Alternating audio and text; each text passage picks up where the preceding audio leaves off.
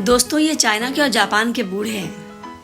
अब अपने बूढ़ों के बारे में सोच लीजिए, हमारे इंडियन जो बूढ़े हैं या हम इस एज में क्या कर रहे होंगे।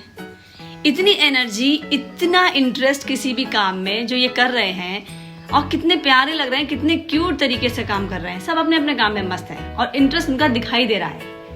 तो यही एक गुरु मंत्र है। अगर आप भी हेल्दी चलते फिरते रहना चाहते हैं कि हंसते खेलते चले जाएं दुनिया से, तो बिजी रखिए खुद को।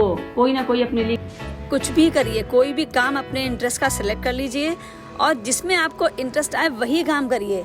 खाना बनाइए, नई नई डिशेस बनाइए, सैलेड बनाइए, जूसेस बनाइए अच्छे अच्छे, दूसरों को खिलाइए, खुद भी खाइए। कढ़ाई, पेंटिंग, बुनाई कुछ नहीं समझ में आ रहा तो प्लांट्स लगाइए, पौधे लगाइए। अपने इंटरेस्ट का कोई भी काम चुन लीजिए और अपने दोस्तों से मिलते रहिए। अपने परिवार को मत छोड़िए। आपको अकेला कमरे में नहीं बैठे रहना है। अपने लिए कोई काम चुन लीजिए, फिर देखिए जिंदगी आपको कहाँ से कहाँ पहुँचा देती है। आपको पता भी नहीं चलेगा ये दिन कैसे गुजर गया। और जो इंसान अपनी जिम्मेदारियां उठाने से इनकार कर देता है, सबसे पहले उसकी कमर टूटती है।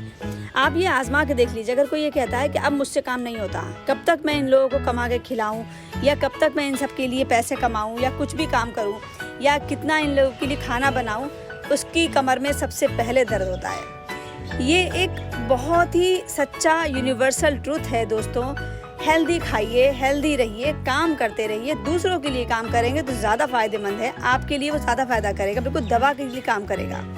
और कुछ जड़ी बूटियों का साथ रखिए। अपने जूसेस पीजिए।